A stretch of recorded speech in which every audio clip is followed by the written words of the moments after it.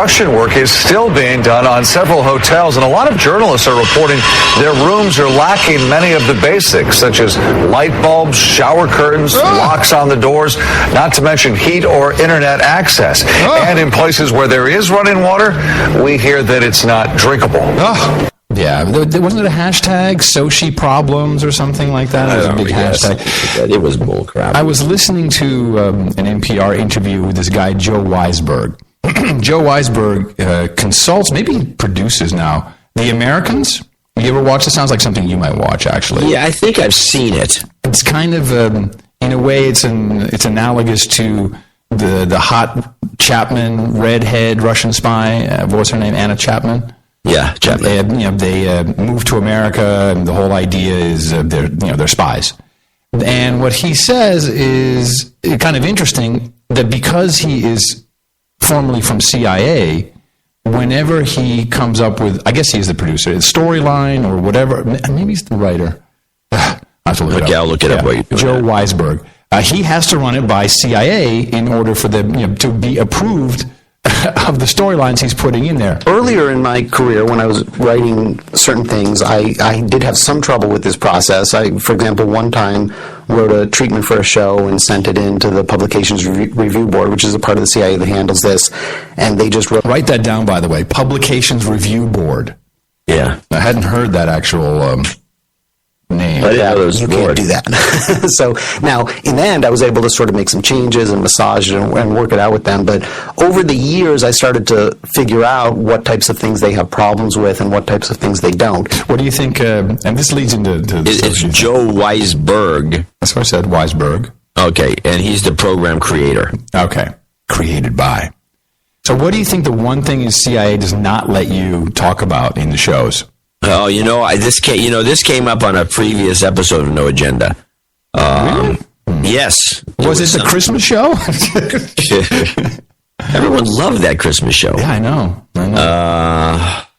I'll just play it. I would never guess. So the process has been very, very smooth on the Americans.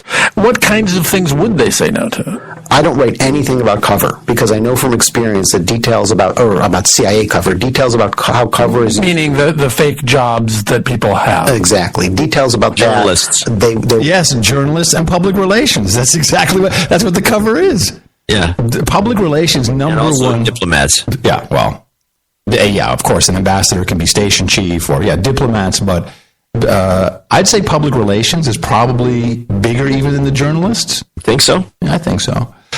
So this guy, I love it when they do this, when they just blatantly come out and tell the exact truth, because here we go.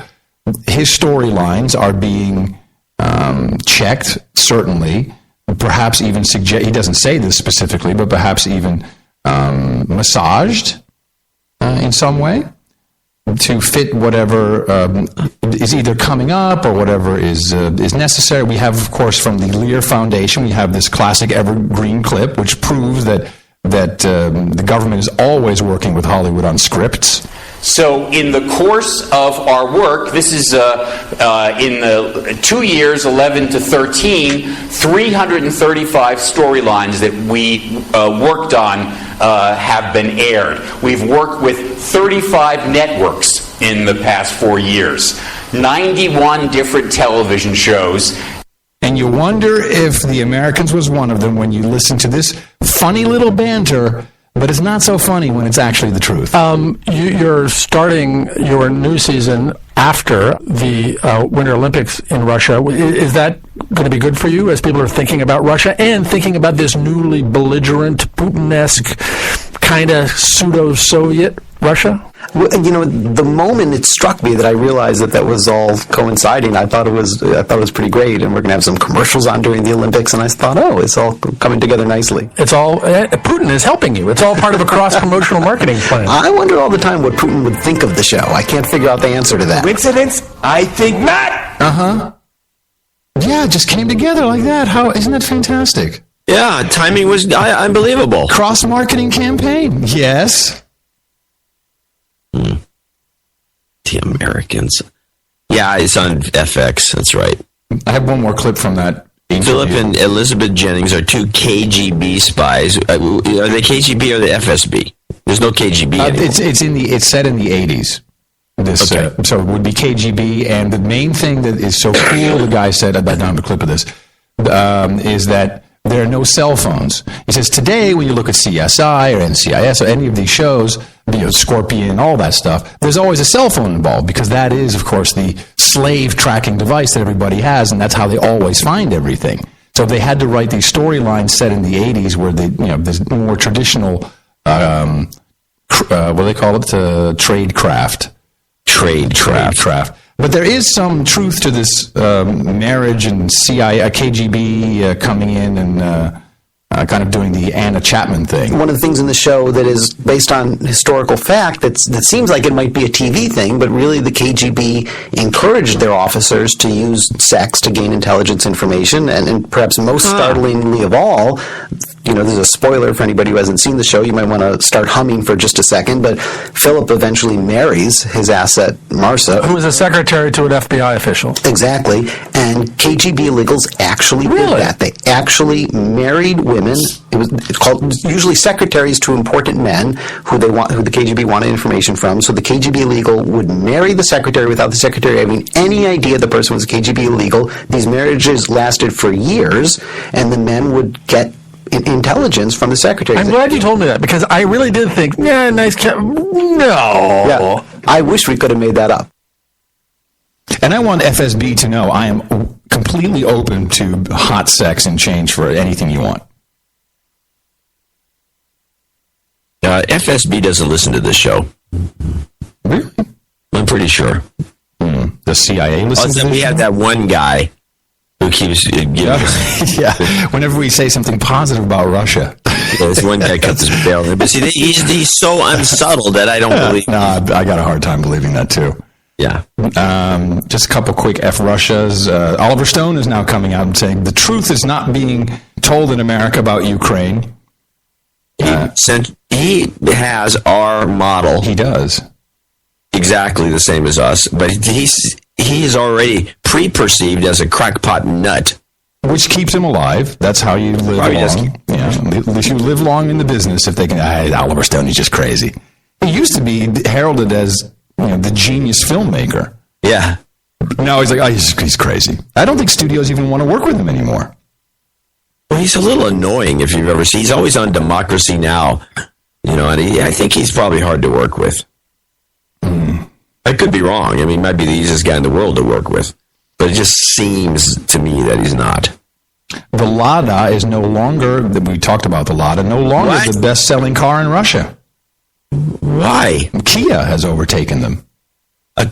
Wow. Yeah. A Ford product, I might add. Kia's not a Ford product. Isn't Kia made by Ford? No, it's owned by Hyundai. I'm sorry. You're right, Hyundai. Hyundai is what, Japanese? No, it's Korean. Falling apart here. And what's falling apart? The connection? No, you. You made a number of errors in a row, which I find very unusual. Ford, Hyundai, Korea. It shows what I know about automobiles. You don't care. Not anymore. You can always tell what you don't care about. I am stunned that you watched the Oregon Fighting Ducks. Yes. Why? You said I should watch. You said this is the game to watch. Now you have to watch the final game, which is on the 12th of January. Which will be the Fighting Ducks against... Right, the Fighting Ducks. Against who? The Crimson Tide. What's the Crimson Tide? Alabama. Ooh. No, I'm sorry. What am I thinking? It's Ohio State. Oh, you made what kind of mistake is this, John C. Dvorak? Ohio State beat... Well, everyone just assumed Alabama was going to win. It's just stuck in psyche. But Ohio State, which is I think that if they possibly win this game, it would be an abomination. But they are called the Crimson Tide, or is that Alabama? That's Alabama. Okay. What is Ohio State? What are they called? Buckeyes. The Buckeyes. Okay. All right. I'll watch that game. Will be worth watching. And when is that? Very hyped. And when is that game coming? On the 12th. Okay. Good.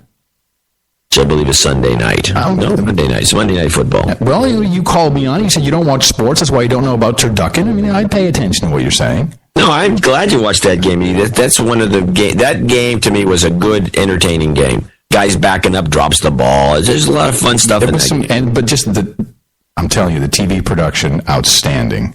And did I see there's like hot little girls now in the coaches area with headphones on there on the sidelines? We spend these kind of female assistants. I don't know. Yeah, this is good news. And a couple of them are pretty cute. Yeah, I love me a hot babe with a headset on.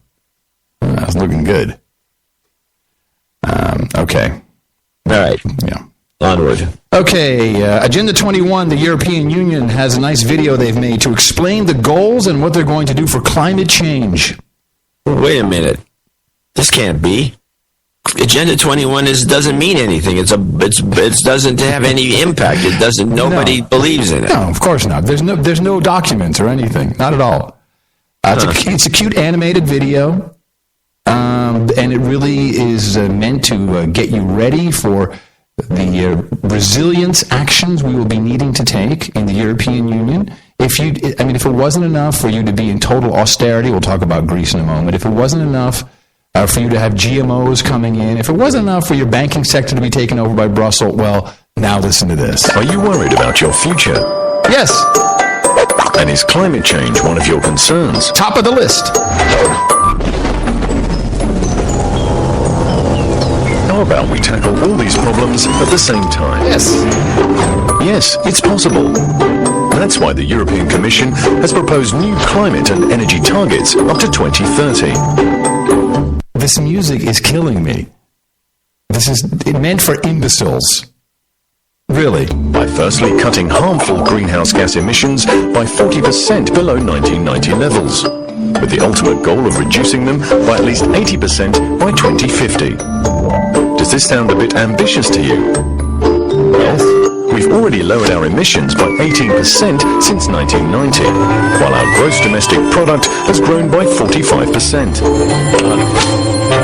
So even if fighting global warming is a real challenge, it's an opportunity for our economy as well. First of all, it will be good for competitiveness and innovation. Many sectors will develop quickly in the coming years, such as sustainable construction, clean transport, energy-efficient products, renewable energy. This is such a scam of such huge proportions. But I have to say, if you need to create something that will just make an economy, even who cares if it's based on bullcrap, this is all going to happen. Right? There's going to be sustainable... I'm not buying that. Why not? If there's stimulus coming from the government to build sustainable things, there's subsidies everywhere for green energy and all this, that does create an economy. It's a version of But it's vapid. I mean, it can't last because eventually it'll just be the house of cards, I think. For instance, green jobs already increased from 3 million in 2002. Hey, John, you got a green job? Love a green thumb. Yeah. To 4.2 million in 2011. Yeah, that's 4 million bullcrap jobs. People doing something green. That's good. That's good. And that's just the beginning. Secondly, by favoring renewable energy and energy-efficient solutions, we also reduce our dependence on imported energy. With this, our oil import bill, which is €1 billion per day. The EU is not alone in taking climate action. Many countries are on the same track, but Europe is clearly leading the way. From now until 2020, at least 20% of the EU budget will be spent on climate action. There you go. Climate action. 20% of the EU budget. This is bonanza. That's around €180 billion. So, tackling climate change means business. Yeah. Good business. Yeah. And it's everybody's business. Yeah. 2030 goals for climate and energy. Europe is showing the way towards a safe and prosperous low-carbon future for our planet and our economy. There you go. 180 billion euros. That's good money. Yeah. And then they complain about the Koch brothers. Koch brothers! Yeah, no, those guys are outspending the 180 billion euros from the EU. Sure, outspending them. That's